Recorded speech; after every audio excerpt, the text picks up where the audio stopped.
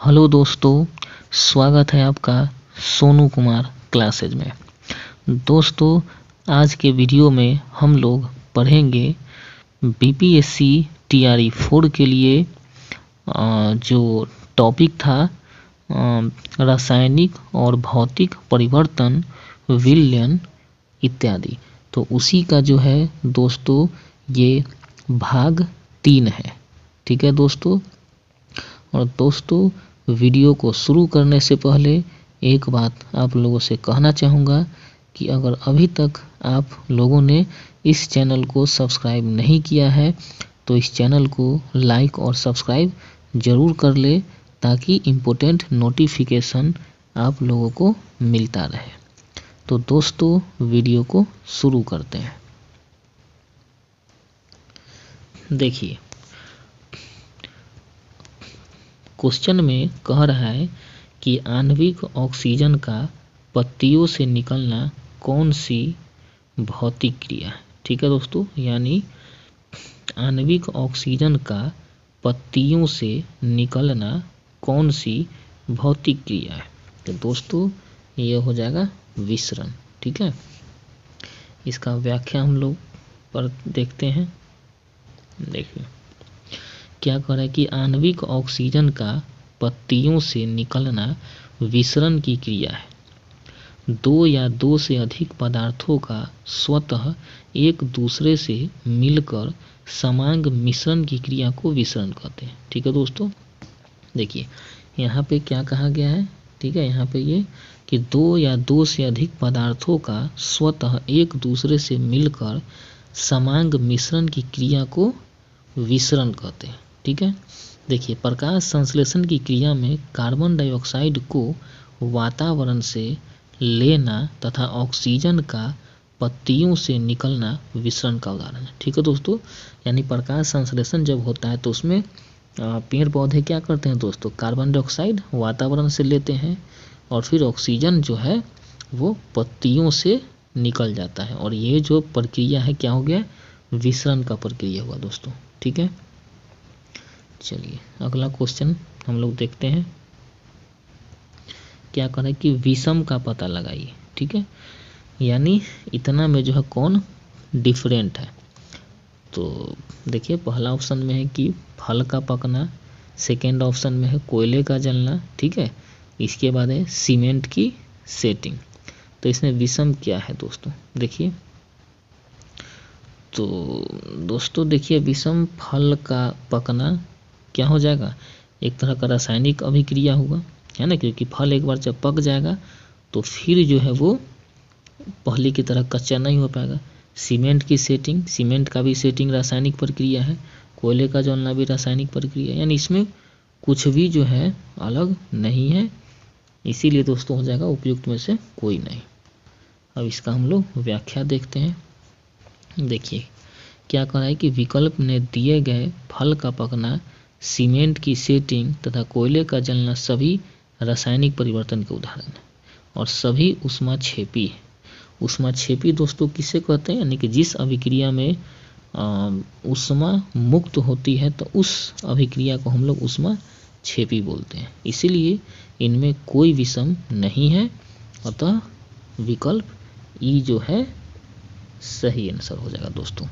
ठीक है, आगे बढ़ते हम लोग।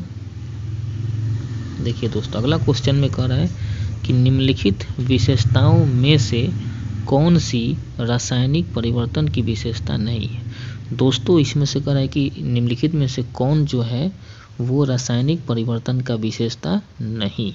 ठीक है, देखिए इसमें पहला में ऑप्शन में है अनुत्क्रमणीय होना, नए पदार्थ का बनना, ऊर्जा में कोई निवल परिवर्तन नहीं होना, ऊर्जा का अवशोषण होना। तो इसमें से कौन जो है रासायनिक परिवर्तन का विशेषता नहीं है। तो दोस्तों रासायनिक प्रक्रिया में अनुत्क्रमणीय होता ही है, मतलब दोनों तरफ रिएक्शन होता ही है रासायनिक अभिक्रिया में।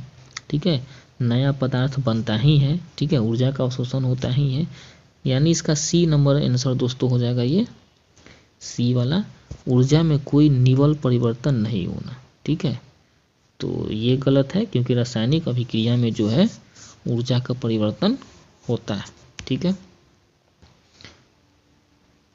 इसका व्याख्या देखिए दोस्तों, उपर्युक्त दिए गए विकल्पों में अनुत्क्रमणीय होना, नए पदार्थ बनाना तथा ऊर्जा का अवशोषण होना रासायनिक परिवर्तन की विशेषता है। ठीक है, जबकि ऊर्जा में कोई निवल परिवर्तन नहीं होना रासायनिक परिवर्तन की विशेषता नहीं है। ठीक है दोस्तों, चलिए आगे हम लोग देखते हैं दोस्तों। अगला क्वेश्चन है कि वह प्रक्रिया जिसमें प्रकाश संश्लेषण के दौरान वायुमंडलीय कार्बन डाइऑक्साइड को कार्बोहाइड्रेट में परिवर्तित किया जाता है वह क्या कहलाता है। दोस्तों एक बार क्वेश्चन और समझ लीजिए, वह प्रक्रिया जिसमें प्रकाश संश्लेषण के दौरान वायुमंडलीय कार्बन डाइऑक्साइड को कार्बोहाइड्रेट में परिवर्तित किया जाता है तो उसको क्या बोला जाता है। तो उसको दोस्तों बोला जाता है, ये अपचयन बोला जाता है उसको। ठीक है दोस्तों, क्या बोला जाता है उसको, अपचयन बोला जाता है। अपचयन यानी कि उसको रिडक्शन बोला जाता है। ठीक है दोस्तों, देखिए इसका व्याख्या हम लोग देखते हैं। कह रहा है कि अपचयन यानी कि रिडक्शन प्रक्रिया में प्रकाश संश्लेषण के दौरान वायुमंडलीय कार्बन डाइऑक्साइड को कार्बोहाइड्रेट में परिवर्तित किया जाता है। ठीक है दोस्तों, देखिए आगे कह रहा है कि प्रकाश संश्लेषण के दौरान दो सबस्ट्रेट, ठीक है, यानी कार्बन डाइऑक्साइड और जल, है ना, प्रकाश की उपस्थिति में प्रतिक्रिया करके दो उत्पाद यानी कार्बोहाइड्रेट और ऑक्सीजन बनाता है। यानी दोस्तों इसमें देखिए क्या कह रहा है कि प्रकाश संश्लेषण के दौरान क्या होता है कि पौधा जो है कार्बन डाइऑक्साइड वातावरण से ले लेता है, ठीक है, और जल जो है वो ज़मीन से लेता है, और इसके बाद वो क्या बनाता है, कार्बोहाइड्रेट और ऑक्सीजन। तो कार्बोहाइड्रेट में दोस्तों वो क्या बनाता है, तो कार्बोहाइड्रेट में वो ग्लूकोज बनाता है दोस्तों। ठीक है, C6H12O6 बनाता है, और प्लस में वो क्या बनाता है, वो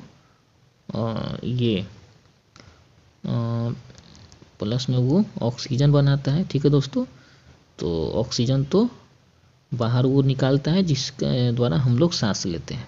ठीक है दोस्तों, चलिए अगला क्वेश्चन पर हम लोग ध्यान देते हैं। अभिक्रिया जिसमें ऑक्सीकरण संख्या घटती है उसको क्या कहा जाता है। यानी दोस्तों वैसा अभिक्रिया जिसमें ऑक्सीकरण संख्या घट जाता है तो उसको क्या कहा जाता है। तो दोस्तों उसको अपचयन बोला जाता है। ठीक है, अपचयन उसको बोला जाता है, यानी कि रिडक्शन। यानी कहने का मतलब है कि ऑक्सीजन का संख्या घटना। ठीक है दोस्तों, ऑक्सीजन का संख्या घटना उसी को हम लोग अपचयन बोलते हैं दोस्तों। ठीक है, इसका व्याख्या देखिए, वह अभिक्रिया जिसमें ऑक्सीकरण संख्या बढ़ती है उसे उपचयन यानी कि ऑक्सीडेशन, तथा जिसमें ऑक्सीकरण संख्या घटती है उसे अपचयन यानी कि रिडक्शन कहते हैं। ठीक है दोस्तों, चलिए नेक्स्ट क्वेश्चन पर हम लोग देखते हैं। निम्नलिखित विकल्पों में से किसी एक विकल्प में सामग्रियों को उनके कणों के बीच के आकर्षण बल के बढ़ते क्रम में व्यवस्थित किया गया है। तो सही विकल्प आपको चुनना है दोस्तों। एक बार क्वेश्चन फिर से समझ लीजिए दोस्तों, क्या करा है कि निम्नलिखित विकल्पों में से किसी एक विकल्प में सामग्रियों को उनके कणों के बीच के आकर्षण बल के बढ़ते क्रम में व्यवस्थित किया गया है। यानी दोस्तों पहले जो है सबसे कम आकर्षण बल वाला पदार्थ है, फिर उसके बाद उससे ज़्यादा आकर्षण बल वाला पदार्थ है, फिर उसके बाद उससे ज़्यादा आकर्षण बल वाला पदार्थ है। ठीक है, तो कौन है इसमें, वो चीज़ इसमें देखना है दोस्तों। तो दोस्तों देखिए ए नंबर ऑप्शन में देखिए क्या कर रहा है कि सबसे पहले हाइड्रोजन गैस है, ठीक है, उसके बाद पानी है, और उसके बाद में लौह धातु है। यानी कि पहला में क्या है कि पहले गैस हो गया, ठीक है, और गैस के बाद क्या है, पानी है, मतलब लिक्विड है। इसके बाद क्या है, यहाँ पर लौह धातु है, मतलब कि सॉलिड यानी कि ठोस है। ठीक है, तो यही हो जाएगा दोस्तों, क्योंकि सबसे कम आकर्षण बल गैस में होता है, इससे ज़्यादा द्रव में होता है, और सबसे ज़्यादा सॉलिड में होता है। ठीक है दोस्तों, तो इस तरह से जो है दोस्तों ए नंबर आंसर हो जाएगा। ठीक है दोस्तों, इसका व्याख्या हम लोग देखते हैं।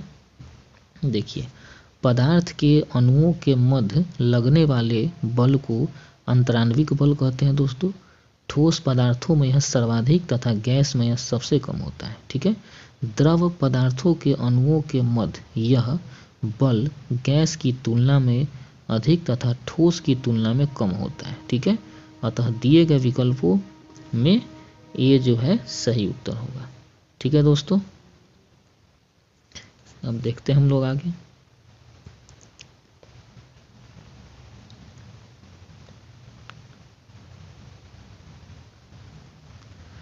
तो दोस्तों, इस तरह से हम लोगों ने इस वीडियो में जो है पढ़ा बीपीएससी टीआरई 4 के लिए जो टॉपिक का नाम था रासायनिक और भौतिक परिवर्तन, विलयन आदि।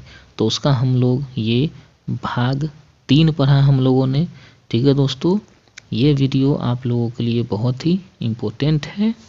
ठीक है दोस्तों, मिलते हैं फिर अगले वीडियो में, तब तक के लिए धन्यवाद।